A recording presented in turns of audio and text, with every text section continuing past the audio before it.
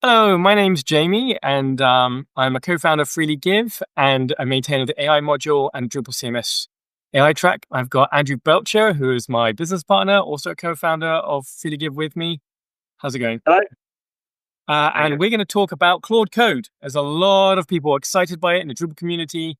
And we're going to show you a little bit of stuff about like Claude Code, how it works, and some things that we've made to little sort of easy things to get started with Claude Code a little bit easier. So now the first thing is this is Claude Code.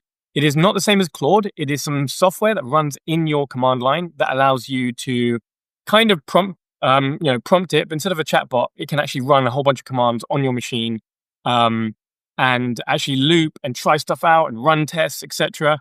Write code, commit things. It's got a lot of stuff in it. There's a lot of tools that we can use. There's like AI agents inside an IDE. There's Copilot. What I think has been quite exciting about this is it works really well and it's incredibly easy to get going. So normally you'll just go and type in this command and get set up. But because in Drupal we like to work in DDEV, we've got some tools to help you get set up a bit quicker. The reason why we were talking about this is this module came along. So Grasmash came up to me at Atlanta, DrupalCon Atlanta, only a couple of weeks ago, and was just like, we have this project that, was like, many 100 hours, and people had quoted quite a lot of money to build this thing. And he thought, what if we just try it with AI? And instead of taking like 600 hours, he actually built this in a couple of days. And it's here. It's on Drupal.org. You can try and use it. You can look at the code. There's quite a lot of people that have actually seen this code and checked it and seen it work. It was a good 4-page prompt. It needed some extreme amounts of technical architecture and exploring the prompt itself to get it to do the right thing. So there's still some art to getting Claude Code to do Drupal modules and Drupal code well. But this really changed everything, because now it's like, if you can't get Claude Code to work, that's because you're not doing a good enough job with the prompts. Whereas before we didn't really know if AI could actually write anything. And now it can. There are now modules on Drupal.org where a lot of the code is written by AI and it works, and it has been co-signed by many people. So what we're going to do today is we've got something which, if you've seen my videos before, we have a way of orchestrating things using Kanban. And there's agents, there's these project manager agents where you can say, like, write me some poems about Drupal, and it will create tasks, and then the agents will like move around. And this is on Drupal 10, and we want to upgrade it to the latest version. But also, we kind of thought with Experience Builder moving to React, wouldn't it be nicer if we could actually do something in React? So we went to AI, and Andrew created something in, what, Andrew, was it about an hour? About an hour. And it took about an hour. It's not perfect, obviously. It costs about $15, what you can see here. But we've got something where stuff can move around. If I click here, we've got a nice like bar that pops up where I can see information about it. And so it's now in a much more modern framework. It's quite exciting. I think particularly converting UIs into React is one of the things that it's especially good at. Stuff to do with architecture, less so. You have to do a lot of the work yourself, but stuff to do with where the architecture is kind of obvious. You want to move a UI you've already got from one thing to the other. This is fantastic. So what we have is Claude Code. So Andrew, what Andrew's going to do is talk me through how to get started. Cool. So this is a Drupal package that effectively just contains some scaffolding information for some Drupal specific guidance for Claude. So in particular, like Claude.md, we've got ideas of adding some additional bits in the future, like / commands that interact with Drupal a bit more directly. But for now, it's got this Claude.md that we've kind of curated and set up to try and give Claude the best guidance that we can on how to interact. So if you look at the project page, you can see there's some installation steps. So the first, so it's basically there's two commands under there. The first of them is to allow Claude Code to scaffold, and then the second one is to actually install it. If you're doing this in a DDEV project and you're not inside the DDEV container, both those commands need to be prefixed to a DDEV. Cool. So if you do them one at a time, prefixing them with DDEV. Right. Here we go.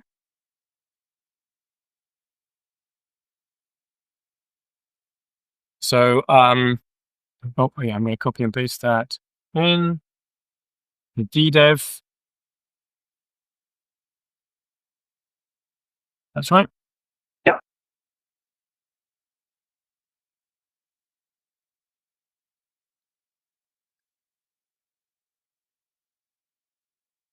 I write put a colon app dev at the end, and that will just allow it to dev version. Yeah. And what we'll do is we'll get a stable release out so that we don't need that in the future. And as you can see, what it's done is it's copied that Claude.md into the project root. Cool. Now, Claude.md is a file that is kind of like the instructions. So normally when you go into Claude Code, you're going to type in /init. It will look through your code base and it'll create its own Claude.md. And it'll say things like you should use the Drupal way and the coding standards, etc. And it's just a file. It's just something that tells Claude how to operate, what coding standards you like and how to do things. And so what we thought we would do is, one thing Grasmek said to us was that he found asking it to regularly commit things was really good. We found that it doesn't know that it's in DDEV, and so you had to ask it to do things in DDEV. If you've seen Dries' recent video about Claude Code, you see that the first thing he did was tell it that it's in DDEV. And so this kind of speeds things up a little bit. We've got a Claude.md file that's already there. Should we nano into it and show it off? Yeah. What do I do? Just nano. Yeah. There you go. So it's telling you how to build things, how to import things, what kind of command you're going to use. Now, this is a bit different. You can see DDEV isn't there because we're also going to, how do I escape? Yeah, we're also going to get the DDEV extensions in, aren't we? We haven't done that yet. No, we haven't done that yet. So if we go back to the project page, if you're using DDEV, we've actually added in a DDEV add-on. And so this DDEV add-on will enable you setting up Claude Code inside the DDEV container, which has some nice security enhancements because it's not able to access lots of things in the system, all isolated within the project, but also makes it a bit easier for it to interact with Drush and various other commands inside the container. So if you jump back to your terminal and run that command, and then I've just realized we've missed a step on the install process, which is that we need to do a DDEV restart. Right. So specifically what's happening here is we've now got some adjustments to the Docker file for the container where we're going to pre-install the Claude Code library. We also installed the GitLab CLI, which means that you can kind of Claude Code can interact with GitLab, and we might add other similar things in the future as well. The other thing you'll see is that there's also some commands and some git ignores and some configuration bits handled. So often inside a container, you have issues with, is my configuration going to be retained if I restart the container? So all of that's handled. So now it's restarted. If you type DDEV Claude, it will start up Claude inside the DDEV container. So this is now Claude Code. What do I want to do? Yeah, so you can choose your mode, and then you will need to authenticate with the Anthropic console, which is done by opening a browser.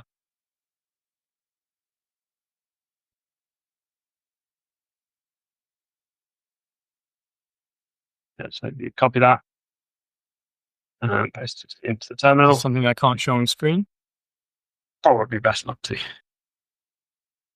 Okay, well, I'll turn this off so you can see the next video. Yeah. So now it is, you don't have to play around with API keys, which is kind of nice. But the negative of it is it does just start doing stuff and it can cost quite a bit of money. The kind of money runs away with it. Yep. And it can make mistakes, research, prompt injection risks. I'm going to say yes to everything here. Okay, so now we're in Claude Code and we can start writing things. So a lot of the time you do /init. I'm just going to say, can you tell me about this code base? And the kind of commands it will start running is it can do what grep, it can look at particular files, it can write things, it can go in and download stuff. It's got a web browser in it, so it can actually look at pages to pull things in. One dream we have is a proper MCP server. I won't go into loads of detail exactly what MCP is, but everyone's talking about it right now, sort of like the rest of AI. So we are hoping to create like a Drupal MCP server that is for the Drupal documentation. And so there's going to be a clear place where Claude can like visit to find more information about the Drupal's architecture. Cool. So it knows we've got Drupal. So what do we want to try and do for now? Should we try creating a custom entity type? Yeah, okay, let's go and do that. Well, we can also get into install the AI module. It's quite fun. It can actually go and find things. So can you go and find and install the AI module for me?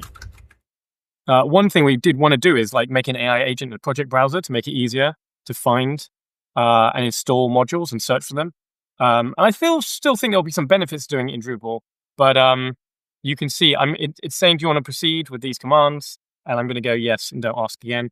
But actually, it can do quite a lot of the finding itself. It's not perfect because of the fact that it's kind of, it doesn't really understand Drupal yet. It's kind of browsing the web. What I have found is sometimes I will type in something and gets the module name wrong.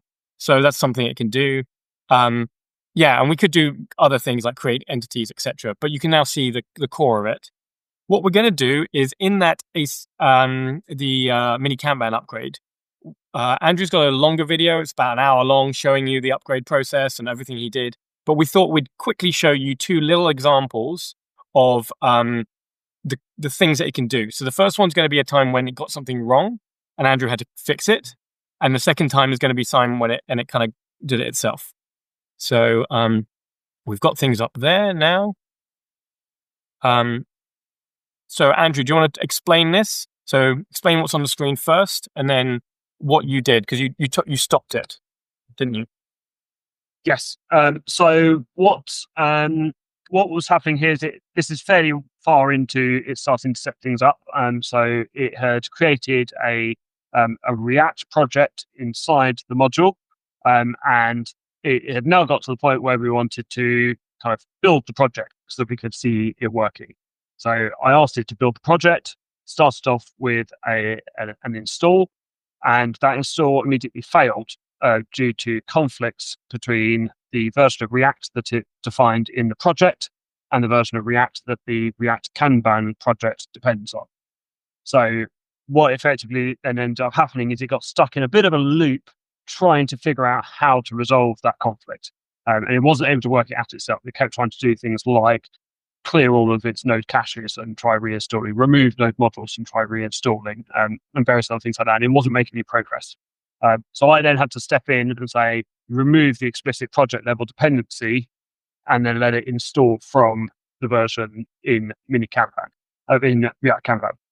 Once I gave that instruction, obviously it did the first part, tried to then install. It still had a conflict on some React test dependencies that were explicit, but then it understood what it needed to do to try and solve the problem. So I was then able to solve the kind of test dependency and remove it itself. And then the eventual result is it managed to get npm install working. So the package itself depends on React 17, where it's installed. Cool. So I'm going to share my screen with you, Andrew, so you can see what it's doing. Okay, Andrew, you can see what it's doing now, can't you? Yeah. So here's the instruction to remove the explicit dependency. Yeah. And this is it's not fast. From what I've heard, some people will do things like write really long prompts and just leave it on overnight. If you type in /cost, it will show you how much it's cost, but only in that session. So once you leave, that's gone. It's definitely not production ready for like rolling out on big teams. That it's a bit hard to control exactly how much budget you're going to give to certain teams in over periods of time. The thing's not perfect about it. You can only use Claude, whereas we've heard a lot about Gemini's new model is really good for coding at the moment. So there's another system called Code, which is an open source version of this, like a sort of agentic thing that works inside an IDE, works with VS Code, which is also open source. We haven't explored that, but that would be something that we really want to look at. A lot of people are using Cursor, which is proprietary, but it's cheaper because you just pay like a fee. And then there's already some Drupal plugins for that, so it understands Drupal a bit better. So there's a few different approaches to this. One by one. So Andrew, is it? Yeah. Do you want to explain when it starts fixing it himself? Yeah. So this is where it's now removing the explicit dependency. It's now going to try reinstall. And you can see on the code on the left, it's now got a node module, so it's obviously got a little bit further along the way. And you can see it's then managed to get all the way through that. So the next thing we do is interesting because this then shows an example of it fixing itself. So when we then start to try and run build, it then hits an issue in the build where, as you can see at the top there, it's got an import that's not correct. In this case, it actually manages to just fix it itself. So it gets the error message out in the build command, works out what the problem is, goes back in, modifies the code, reruns the build again. I think here, from memory, it might have a couple little loops to fix things, but there you go. So that's the second one, not a missing import. So missing imports, incorrect imports is actually one of the things that quite commonly gets wrong. I think it's because of the way it handles the context of what it's writing and adjusting. So it's putting some code that's further down in the file that doesn't necessarily import things that kind of would go at the top of the file. But what it is quite good at is when it then tries to use that code item, it can see the error and fix itself quite easily. Yeah.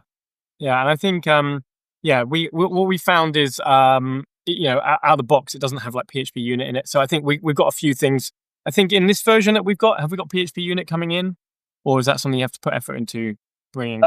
You would need to add the Drupal core dev dependency to support PHP unit and coding standards and PHP stand-in for that. Yeah, and we've managed to get to read the logs. In theory, it's supposed to be able to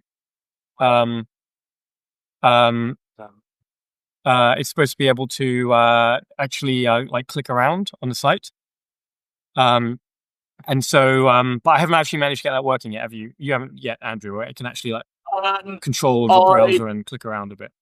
I've seen it mentioned doing things like that, but I didn't look at it when it's actually running that as in kind of deep in that kind of hour-long session. I think it did a little bit of that. And most of the success I had with it handling things like that was where I went and clicked on a page, it got an error.